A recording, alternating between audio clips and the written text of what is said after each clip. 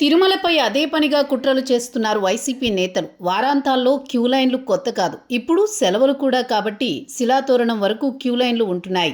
దర్శనానికి కనీసం 48 గంటల సమయం పట్టే సందర్భాలు ఉన్నాయి.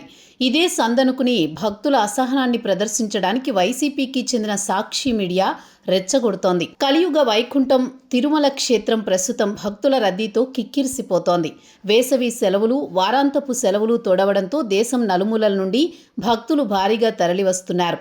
భక్తుల క్యూలైన్లు శిలాతోరణం వరకు కిలోమీటర్ల మేర సాగుతున్నాయి. ఇలాంటి సమయంలో దర్శనానికి 48 గంటల సమయం పట్టడం సహజమే అయినా దీనిని సాకుగా తీసుకుని వైసీపీ అనుకూల మీడియా నేతలు పవిత్రమైన టీటీడీపై బురద జల్లేందుకు ప్రయత్నిస్తున్నారు.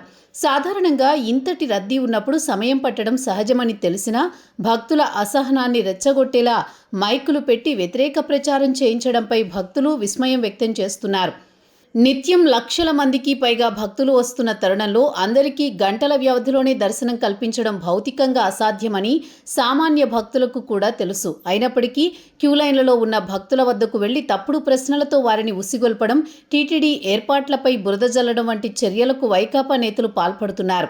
గతంలో ఆలయ పవిత్రతను దెబ్బతీసేలా మద్యం బాటిళ్లు పడేయడం వంటి ఘటనలను గుర్తు చేసుకుంటున్న భక్తులు ఆధ్యాత్మిక సంస్థపై ఇలాంటి కుట్రలు చేయడం అపచారమని మండిపడుతున్నారు. ఒకవైపు భక్తుల సంఖ్య అంచనాలకు మించి ఉన్న టీటీడీ యంత్రాంగం రేయింబవళ్లు శ్రమిస్తూ క్యూలైన్లలో ఉన్న వారికి అవసరమైన పాలు, తాగునీరు, అన్నప్రసాదాలను నిరంతరం అందిస్తోంది. ఎండ తీవ్రత దృష్ట్యా ప్రత్యేక షెడ్లు, కూలర్లు ఏర్పాటు చేసి భక్తులకు ఉపశమనం కలిగిస్తోంది.